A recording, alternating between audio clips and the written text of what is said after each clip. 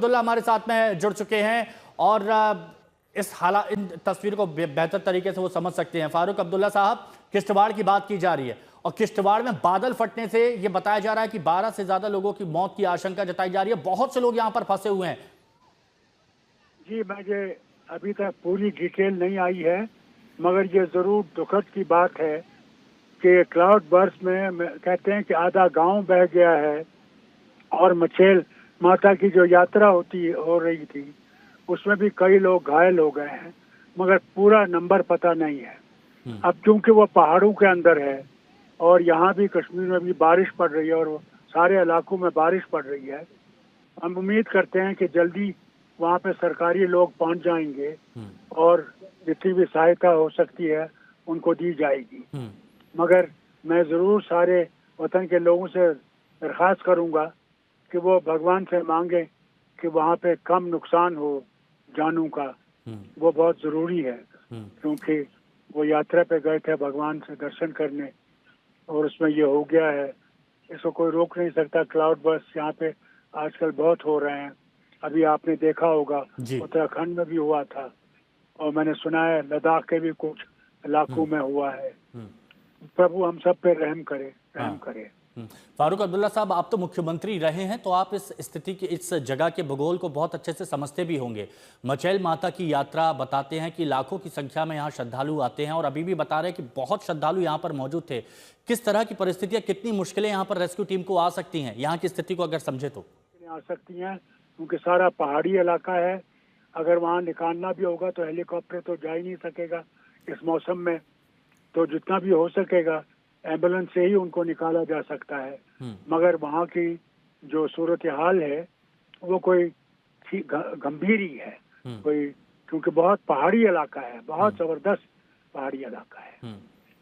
फारूक साहब, क्या आप बता सकते हैं, क्योंकि आपको इस बारे में ज्यादा जानकारी होगी, कि जिस गांव की आप बात कर रहे हैं जो इस तबाही में बह गया बादल फटने में, कितने लोगों की आबादी वाला वो गांव लगभग हो सकता है? बहुत अच्छी आबादी का गांव है, तो छोटा गांव नहीं है, अच्छी आबादी का गांव है। और कहते हैं कि आधा बह गया है, मगर अभी पूरी डिटेल्स नहीं है, क्योंकि जब तक वो पूरी डिटेल्स नहीं आएंगी तो कोई भी आपको सही हालात वहाँ के बयान नहीं कर सकता। फारूक साहब, क्या इस बारे में, क्योंकि एक बहुत बड़ी आपदा ये कही जा रही है, क्या इस बारे में मुख्यमंत्री उमर अब्दुल्ला से कोई बातचीत आपकी हो पाई है? मैं तो अभी सुना है, मैंने जिस तरह आपने कहा ना, अभी मैंने इसे 10 मिनट पहले मेरे लोगों ने कहा वहां से कि ये हो गया है। मेरी तो उनसे बात नहीं हुई है, क्योंकि कल 15 अगस्त है तो वो तो जा नहीं सकेंगे, क्योंकि कल उनको वो झंडा चढ़ाना पड़ता है। तो उम्मीद है कि उसके बाद वो जा सकेंगे वहाँ, मौसम थोड़ा सा ठीक हो जाए। वहाँ पहुँचना बहुत जरूरी है। अच्छा फारूक साहब, क्योंकि आप मुख्यमंत्री रहे इसलिए मैं आपसे पूछ रहा हूँ, क्या जम्मू कश्मीर में इस तरह से बादल फटने की जो मामले सामने आए हैं, क्या इनमें इजाफा हुआ है पहले के मुकाबले? देखिए, क्योंकि ग्लोबल वार्मिंग में और ये ग्लोबल जो स्थिति हो गई है, इसमें हर जगह अब खतरा ही खतरा लगता है। आपने देखा पिछले साल रामबन में हुआ, पूरा वो इलाका बह गया। तो यहाँ पे तो अब मुसीबत इस बात की है कि ये ग्लोबल वार्मिंग ने हम लोगों का पहाड़ी इलाकों का बेड़ा गर्क कर दिया है। वो उत्तराखंड हो, वो हिमाचल हो, जम्मू कश्मीर हो, इनकी हालत अब बहुत ही मुश्किल से गुजर रही है।